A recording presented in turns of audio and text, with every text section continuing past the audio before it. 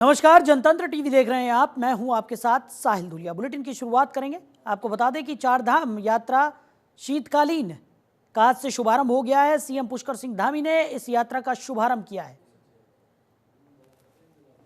तो शीतकालीन चार धाम यात्रा की शुरुआत हो गई है। शीतकालीन यात्रा का शुभारंभ मुख्यमंत्री पुष्कर सिंह धामी ने ऊखीमठ के ओमकारेश्वर मंदिर में पूजा अर्चना करने के बाद किया और शीतकालीन चार धाम यात्रा के चल रहे कार्यों का निरीक्षण भी किया। इस मौके पर सीएम धामी ने कहा कि शीतकालीन यात्रा से देवभूमि का तीर्थाटन एवं पर्यटन और भी सशक्त होगा। वहीं शीतकालीन यात्रा को लेकर पहले दिन खासा उत्साह भी देखने को मिला।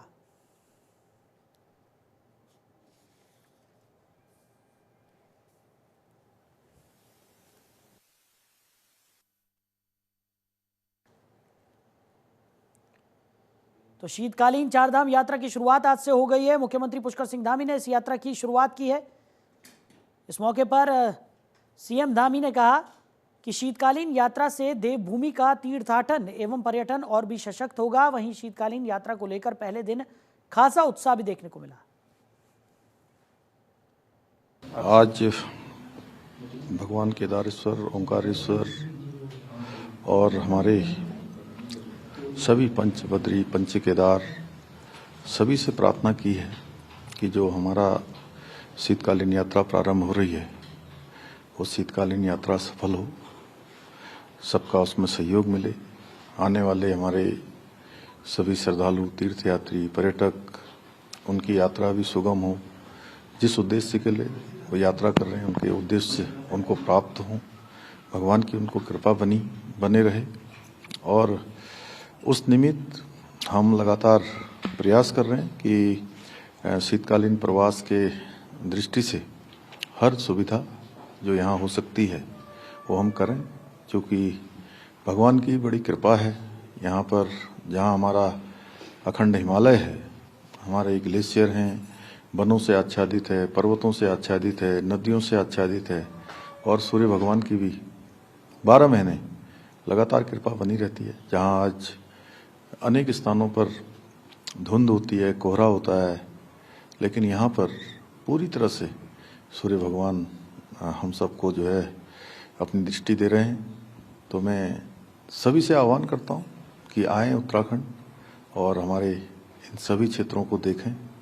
यहाँ पर भगवान भी विराजमान हैं, देव स्थान भी हैं, उनको भी देखें। हमारे धार्मिक स्थलों के अन्य जो पर्यटक स्थल हैं उनका भी निश्चित रूप से भ्रमण करें। तो प्रधानमंत्री नरेंद्र मोदी के नेतृत्व में केंद्रीय कैबिनेट ने शिक्षा क्षेत्र में ऐतिहासिक कदम उठाते हुए देश भर में 85 नए केंद्रीय विद्यालयों की स्थापना की मंजूरी दी है। इस निर्णय के अंतर्गत उत्तराखंड में भी 4 नए केंद्रीय विद्यालय खोले जाएंगे। यह निर्णय न केवल राज्य बल्कि पूरे देश में शिक्षा के नए आयाम स्थापित करेगा। वहीं उत्तराखंड जैसे पर्वतीय राज्य में इस पहल का खासा महत्व है। 4 नए केंद्रीय विद्यालयों के खुलने से दूर दराज के इलाकों में रहने वाले छात्रों को भी आधुनिक और अच्छी शिक्षा मिलेगी। वहीं मुख्यमंत्री पुष्कर सिंह धामी ने इस ऐतिहासिक निर्णय के लिए प्रधानमंत्री नरेंद्र मोदी और केंद्रीय शिक्षा मंत्री का आभार व्यक्त किया।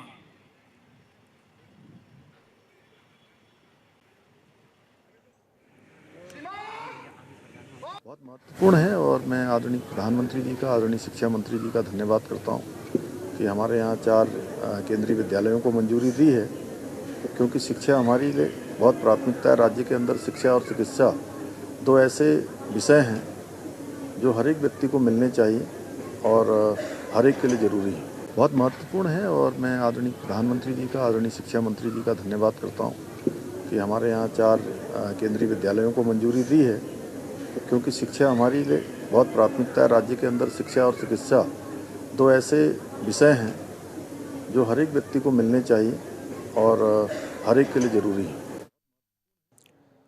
तो मुख्यमंत्री पुष्कर सिंह धामी ने अपने रुद्रप्रयाग दौरे के दूसरे दिन स्थानीय लोगों से मुलाकात की और जन समस्याएं सुनी। सीएम ने मौके पर ही संबंधित अधिकारियों को समस्याओं का समाधान करने का निर्देश भी दिया।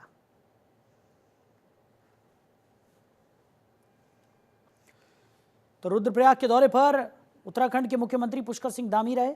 2 दिवसीय रुद्रप्रयाग दौरे पर वो जनता से रूबरू होते हुए नजर आए। उन्होंने लोगों से बातचीत की, उनकी समस्याएं सुनी और मौके पर ही संबंधित अधिकारियों को कार्रवाई करने के निर्देश देते हुए भी पुष्कर सिंह धामी नजर आए। लोगों ने भी पुष्कर सिंह धामी को अपनी समस्याएं बताई और जल्द निस्तारण का आश्वासन सीएम धामी से लिया। उधर एसडीआरएफ और पुलिस की तर्ज पर अब होमगार्ड्स जवानों को भी 9000 फीट से ऊंचाई वाले स्थानों पर तैनाती में 200 रुपए प्रतिदिन प्रोत्साहन राशि दी जाएगी। ये घोषणा मुख्यमंत्री पुष्कर सिंह धामी ने होमगार्ड्स एवं नागरिक सुरक्षा संगठन के स्थापना दिवस पर की। तो सीएम धामी ने कहा कि पुलिस कार्मिक एवं एसडीआरएफ की तर्ज पर 9000 से अधिक फीट ऊंचाई पर सेवा देने पर होमगार्ड सैनिकों को 200 रुपए प्रतिदिन प्रोत्साहन राशि दी जाएगी। प्रशिक्षण पूर्ण होने के बाद एसडीआरएफ के साथ काम करने वाले होमगार्ड जवान को प्रतिदिन 100 रुपए प्रोत्साहन राशि दी जाएगी। 3 वर्ष में दिए जाने वाले वर्दी भत्ते को प्रतिवर्ष किया जाएगा और 60 साल पूर्ण करने वाले होमगार्ड कल्याण कोर्स से दी जाने वाली राशि 50,000 की जाएगी।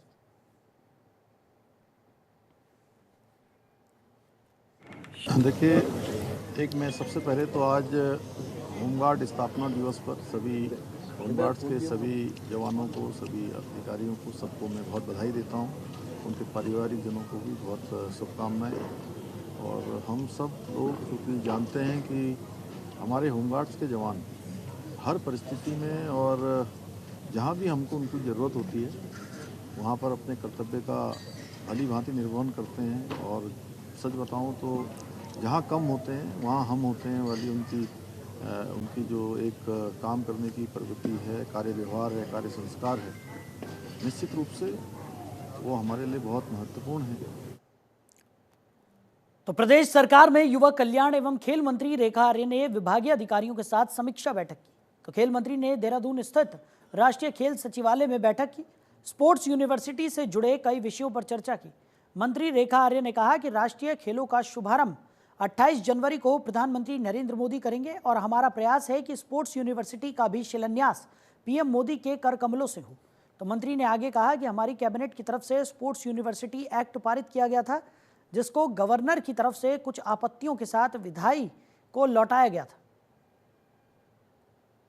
देखिए, आज उत्तराखंड ओलंपिक एसोसिएशन के साथ और अपने विभाग के अधिकारियों के साथ में एक संयुक्त बैठक की गई है, जिस बैठक का उद्देश्य जो हमारे भारतीय ओलंपिक संघ द्वारा जो निर्धारित कोर गेम्स है और जो हमारे डेमोन्स्ट्रेशन वाले गेम्स है, क्या उन सभी में हमारे डीओसीज आ गए हैं अथवा कितने गेम्स में डीओसीज अभी आने हैं अथवा वे कब तक आ जाएंगे। ये संबंधित गेम स्थानों का क्या रिपोर्टिंग की गई है, या जो कमियां बताई गई हैं या जो किसमें सही स्थिति बताई गई है, इसका परीक्षण भी किया गया है।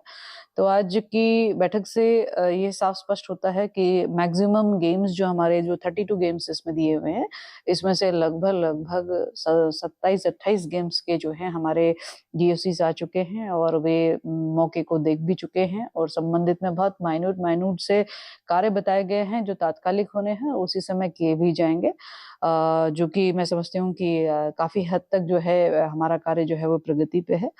इसके अतिरिक्त जो हमारे डेमोन्स्ट्रेशन वाले गेम हैं उनके डीओसीज के लिए भारतीय ओलंपिक संघ से भी और उत्तराखंड ओलंपिक संघ को भी और विभाग से भी ये निर्देश दिया है कि वे संबंधित डीओसीज को जल्दी से जल्द नियुक्त कराने के लिए आग्रह कर ले, ताकि जो है संबंधित खेल के लिए भी जो है हमारी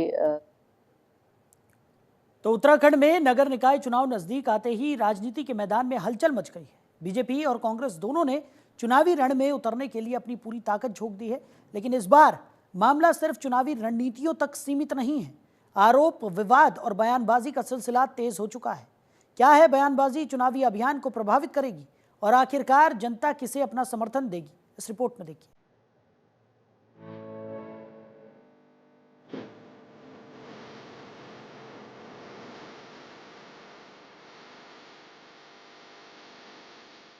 जैसे उत्तराखंड में निकाय चुनाव नजदीक आते जा रहे हैं, वैसे ही राजनीतिक पार्टियां एक दूसरे को घेरने में लगी हैं। तो वहीं अब एक के बाद एक बार फिर से महिलाओं को आरक्षण देने के वादे और टिकट वितरण पर बीजेपी और कांग्रेस के बीच का ये विवाद इस चुनावी घमासान को और ज्यादा तेज कर रहा है। दोनों दलों के नेता महिलाओं के मुद्दे पर अपनी अपनी पार्टी के पक्ष में तर्क देते नजर आते हैं, जिससे चुनावी पटल पर एक अहम मुद्दा बनाया जा सके।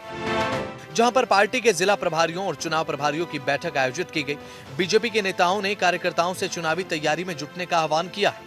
पार्टी ने विधानसभा चुनाव में मिली जीत को नगर निकाय चुनाव में भी दोहराने की उम्मीद जताई है। तो वहीं अब बीजेपी की वरिष्ठ नेत्री प्रियंका अग्रवाल ने कहा है कि हमें विपक्ष से नहीं बल्कि अपने पुराने चुनावी आंकड़ों से चुनौती मिल रही है और हमें इस चुनाव में जनता का विश्वास जीतना है। प्रियंका गांधी का नारा लड़की हूं लड़ सकती हूं सिर्फ हवाई साबित हुआ है, जबकि बीजेपी ने माला राज्य लक्ष्मी को संसद तक पहुंचाया है और कांग्रेस का महिला आरक्षण का मुद्दा महज एक छलावा है।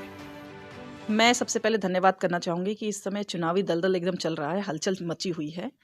उसमें कांग्रेस जो एक बयान दी थी प्रियंका गांधी जी ने कि लड़की हूँ लड़ सकती हूँ, वो जो ये बयान है ना वो हवाई साबित हो चुका है और महिला हर एक क्षेत्र में आगे है, लेकिन कांग्रेस जो 33% के आरक्षण की बात करता है ना उसमें आगे नहीं है।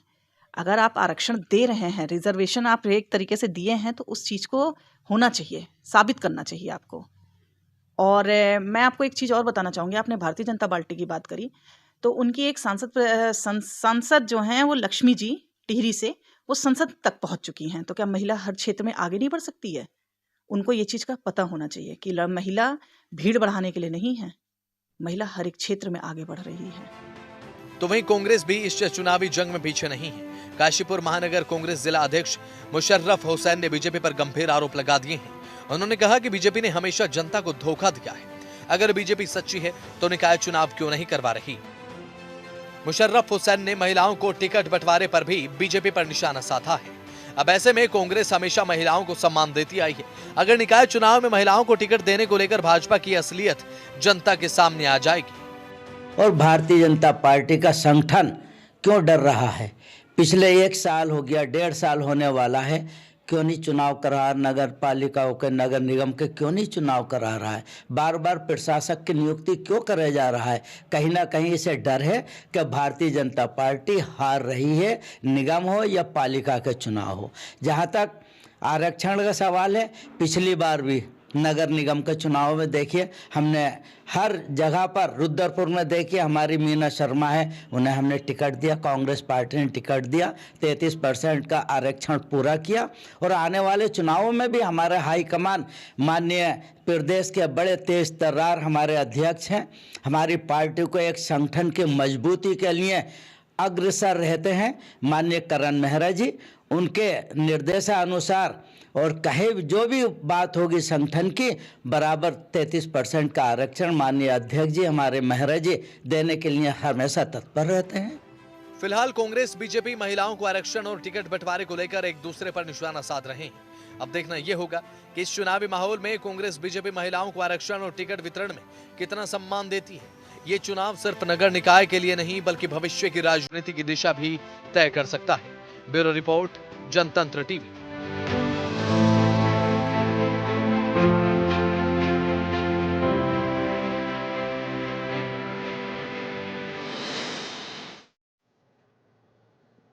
उधर हल्द्वानी शहर में 24 घंटे जलापूर्ति की योजना को लेकर जल निगम ने तैयारी शुरू कर दी है। पेयजल निगम के अधिशासी अशोक कटारिया के अनुसार मुख्यमंत्री के हाल ही में हल्द्वानी दौरे पर इस योजना की घोषणा की गई थी।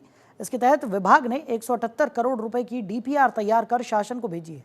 इस योजना के तहत हल्द्वानी नगर निगम के सभी 33 वार्डों में 24 घंटे जलापूर्ति की जाएगी। योजना के पूरा होने के बाद नगरवासियों से जलापूर्ति शुल्क भी वसूला जाएगा और इसके लिए जल मीटर लगाए जाएंगे। जल निगम की ये योजना शहर वासियों को बेहतर जल आपूर्ति सुविधा देने के उद्देश्य से बनाई गई है, जिससे लोगों को हर समय स्वच्छ पानी की उपलब्धता सुनिश्चित हो सके।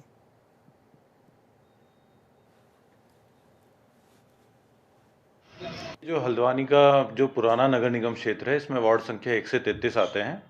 इसमें जो हमारा अभी विगत जनवरी में जो योजना स्वीकृत हुई थी, वो शीशमहल फिल्टर प्लांट के नाम से हुई थी। तो उस योजना की स्वीकृति मार्च में हमको मिली थी। उस योजना की टेंडरिंग कार्रवाई वर्तमान में लगभग अंतिम चरण में है और उस योजना के अंतर्गत हम लोग गौला नदी से जो सरफेस वाटर है उसको शहर में दिए जाने की योजना है और ट्यूबवेल पे अनुनिर्भरता को कम किया जाएगा। ये जो प्रोजेक्ट था हमारा, ये हमारा टैंक तक था। अब जो द्वितीय चरण में माननीय मुख्यमंत्री जी ने जो HN इंटर कॉलेज में विगत कुछ दिवस पूर्व जो घोषणा करी थी, उस घोषणा के अंतर्गत हम 24 घंटे जलापूर्ति हेतु पुराने नगर निगम क्षेत्र में टैंकों से आगे का वितरण प्रणाली का हमने एस्टीमेट मीटरिंग के साथ, जिसमें हम 100% मीटर भी प्रपोज कर रहे हैं, ये योजना हमारी बना के हमने DPR बना के अपने आगे बढ़ा दी है। जो हल्द्वानी तो बांग्लादेश में हिंदुओं पर जारी हिंसा पर धर्मनगरी हरिद्वार में साधु संतों ने रोष व्यक्त किया है।